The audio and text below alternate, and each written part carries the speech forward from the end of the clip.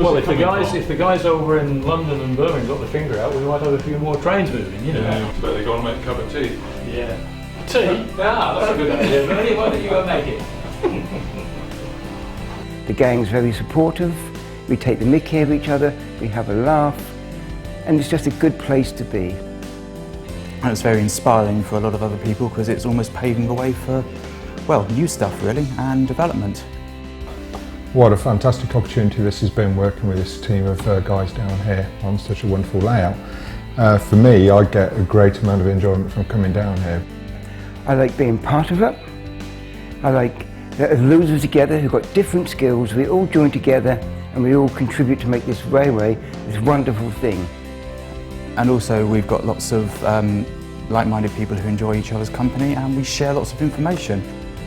The other key benefit I really do find from being down there as well is the connectivity with other people, where we can bounce ideas off one another about what we're planning on doing, and also learning new skills, like especially with the extension, the skills that we're learning about just simple baseboard design, you know, with the ribbing around the outside.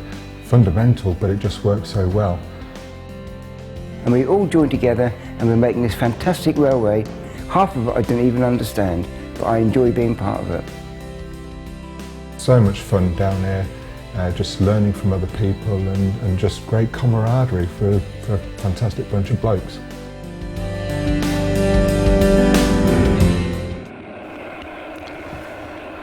When we started building McKinley and running trains, I had this deep affliction for collecting stock, and even though McKinley's got quite a large stockyard, I keep collecting more and more different versions of stock. I'm fascinated by it.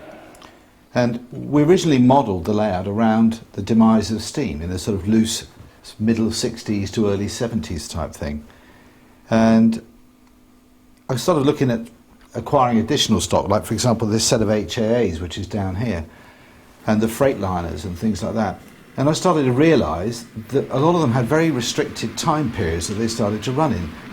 So that started a curiosity component into it, this whole process of, well, when did things run? And what was it all about? And then that grew into this thinking about British Railways as an entity, and what were the changes that it went through. And we realised that stock was just part of this whole process. So the idea that 20,000 steam engines got scrapped between 1956 and 1968 was just really the tip of the iceberg.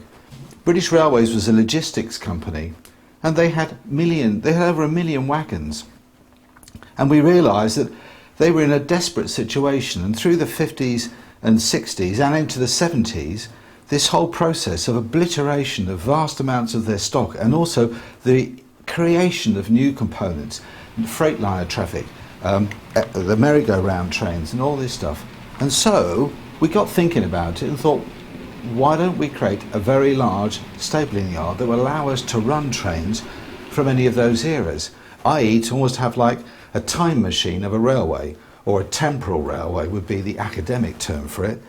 And that's what we decided to go and create. So I got Aussie Steve to think about how we could use my son's bedroom, which has been converted, as I showed you last time, into this large space. How could we store trains in there, and how many would we need if we wanted to run? So we looked at the time eras and said 56 was totally steam, and by 1975 the HSTs had come in, and British Railways, or British Rail by then, it was transformed. And so we decided we would model that whole 20-year period. So one of the things that we want to show you today is how that transformed from being a concept which worked out to be something in the order of about 200 trains that we'd need to be able to hold, and then be able to run them on the railway, McKinley Railway. So that's what we're going to go and show you next door.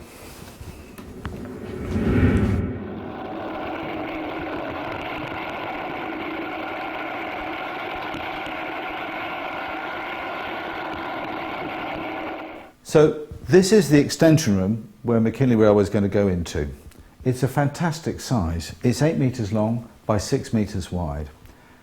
And what we decided about it was going to basically, initially it was going to serve one function, which was to be the storage area for the time machine for the existing railway in there.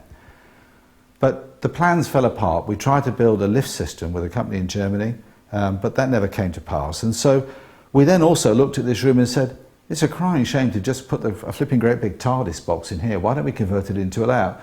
So I set Steve and a few others the onerous task of saying, can we design a layout, and how would we design a storage system that will hold 200 trains that will never be seen? And you can see all that down here, and there's, you know, woodwork and track galore.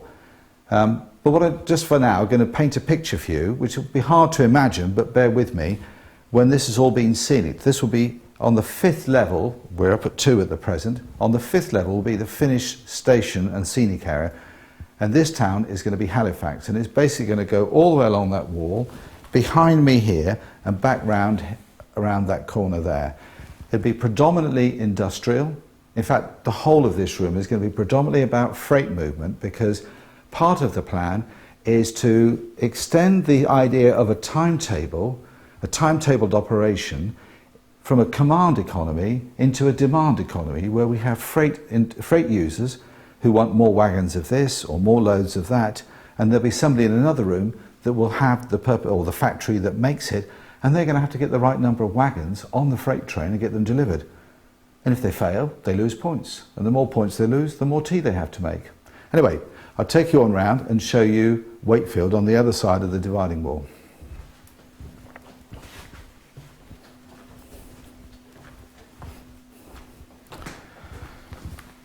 There's not much to see here right now, just more storage tracks. The important thing about Wakefield is we have the Yorkshire Tea Company behind us. The tea urn's going to be put in just here, and whoever gets to operate Wakefield will get an extra 15 minutes and credits for making the tea for everybody when we have a pit stop.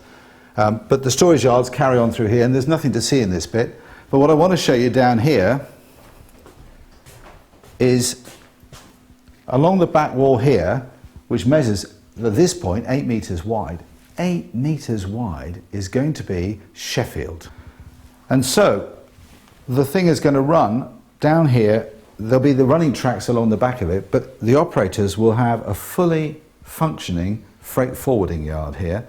Trains will come in from Wakefield, from Halifax, from Birmingham and London, to be sent on to other places, or to be mixed and matched, to be broken up, to put together, and then go back out to the relevant destinations.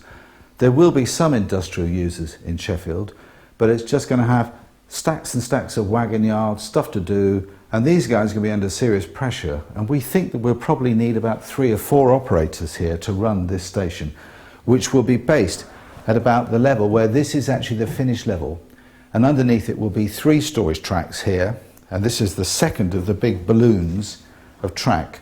The first one was the island that went round on the side of Halifax and Wakefield, and this one is almost entirely under Sheffield. The only other interesting point to see is the fact that in the middle is a great big conventional helix going down, and that is the descent into this storage system, which, by the way, officially will have the name Doncaster, as in Doncaster Works, where trains and engines come and from, but in our railway we've called it Hades. It's got to be called something.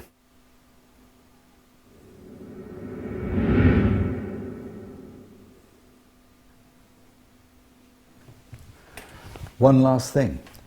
These 2 holes here we put in where we extended the room, because that's where we're going to connect from the existing McKinley railway through to the extension. You can see down there is the lower level tracks of one of the mainline loops, and this is London Station through here. And so the trains are literally going to come in through here and go through this hole in the wall. I don't know if you can see that at all down here. Hello. And it's going to be a bit of a mission to get the trains coming through, but that's what we intend to do.